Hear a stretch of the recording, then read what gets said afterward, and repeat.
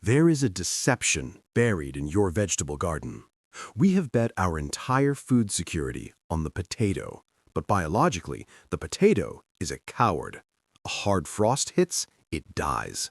A fungal spore lands, it rots. Now picture the alternative. Imagine digging into the frozen earth and pulling out not a brown lump, but a jewel. Visualize a tuber with skin like neon pink wax, flesh the color of deep apricot, and streaks of obsidian black.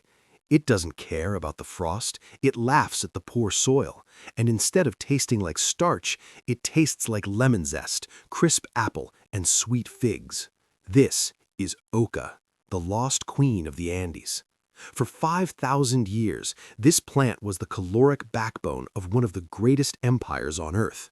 It is scientifically superior to the potato in almost every way, but you cannot find it in your supermarket. You have likely never tasted it. Why?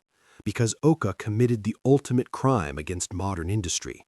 It refused to be convenient.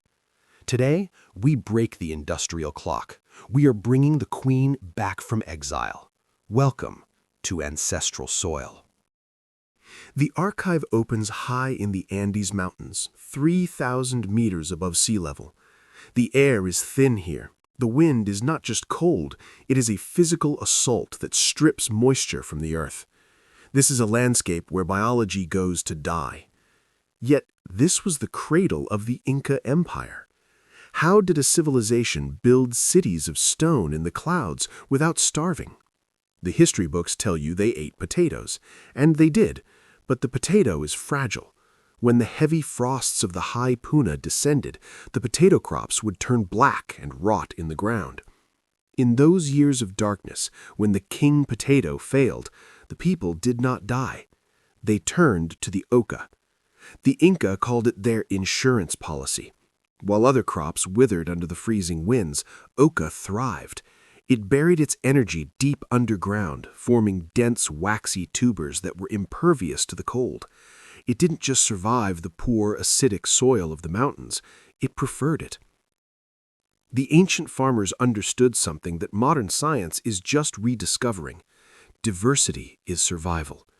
They didn't just plant calories, they planted resilience. Oca was so revered that it was often dried and stored for years, a guarantee that no matter how angry the mountain gods became, the children would not starve. But then, the ships arrived. In the 16th century, the Spanish conquistadors swept through the Andes. They were looking for gold, but they found biological treasure. They loaded their ships with potatoes, tomatoes, and corn, spreading them across Europe and changing the global diet forever.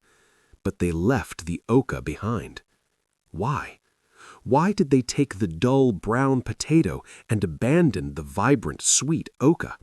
Was it a mistake, or was it something deeper? The answer lies in a biological trap that would take another 400 years to understand, a trap that turned this survival superfood into an industrial outcast. The villain in this story is not a person. It is not a corporation. It is a clock. When the potato arrived in Europe, it was obedient. It adapted quickly to the long summer days of the Northern Hemisphere. It grew fast, bulked up, and was ready for harvest before the first autumn snow. It fit perfectly into the industrial machine. But oca? Oca was stubborn. Oca is what botanists call day-length sensitive. It does not care about how big its leaves are or how rich the soil is.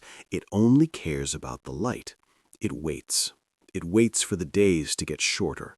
It waits for the approach of winter.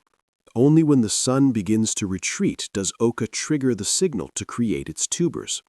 In the Andes, near the equator, this perfect timing works. But in Europe and North America, this biological clock was a death sentence. By the time the days were short enough for oca to start growing food, the winter freeze had already arrived to kill the plant.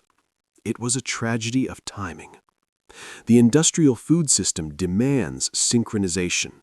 We want everything ready at the same time, harvested by the same machines, washed on the same belts.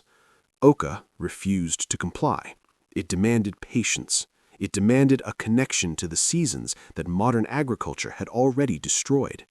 So, the industry made a choice. They didn't try to understand the plant, they erased it. They labeled it low yield and inefficient. They pushed it off the table to make room for the obedient potato. But in doing so, they threw away a biological miracle. Today, modern science is finally catching up to the wisdom of the Inca, and what they are finding in the labs is staggering. The very reason oca was rejected is actually its greatest strength. First, let's talk about the sourness. If you bite into a raw oca freshly pulled from the ground, it has a sharp, tangy bite. That is oxalic acid. To the food industry, this was a flaw, but to a survivalist, this is a shield. That acid is a natural pesticide.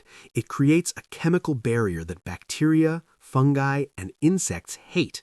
While farmers have to spray gallons of toxic chemicals to keep potatoes from rotting, oca defends itself.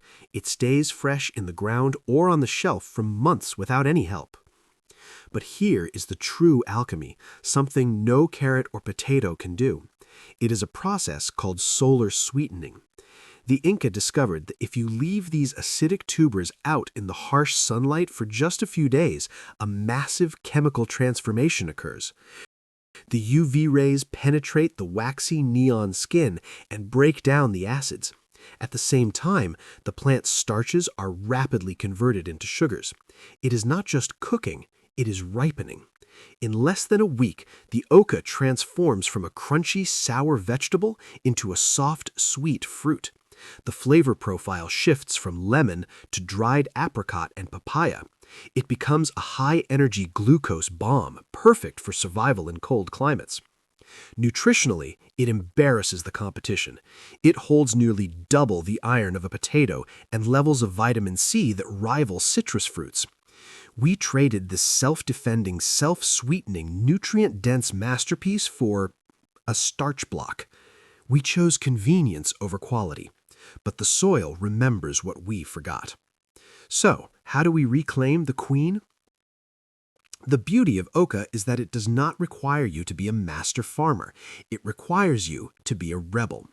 If you have a patch of dirt that is too poor for corn, too rocky for carrots, or too acidic for beans, that's where oca belongs.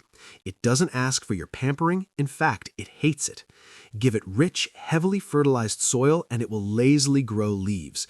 But give it poor, struggling earth, and it will fight to survive by producing the dense neon tubers you were looking for. The strategy is simple. Plant the tubers in the spring after the last frost has vanished. Treat them like potatoes. Bury them, and as they grow, hill the dirt around the stems. And then do nothing. Ignore them through the heat of summer. While your neighbors are sweating over their high-maintenance crops, you wait. Remember, oca plays the long game. When autumn arrives and the days shorten, the magic begins below the surface. And when the first hard frost of winter finally kills the green leaves above, do not panic. That's the signal. The clock has stopped. Digging up oca doesn't feel like harvesting a vegetable. Because of their brilliant colors, glowing pinks, purples, and reds, it feels like digging for buried treasure in the gray winter mud. You can eat them raw for a refreshing crunch. You can roast them like yams, or you can place them on a windowsill, let the sun kiss them for 3 days, and taste the sweetness of the ancient Andes. By growing this, you are doing more than feeding yourself. You are keeping a genetic lineage alive. You're proving that food doesn't have to be uniform to be valuable. And you're declaring that you are no longer dependent on a system that prioritizes convenience over survival. The seeds of resilience are out there. They're waiting for you to find them. Knowledge is not lost. It's just buried. Dig deep. This is Ancestral Soil.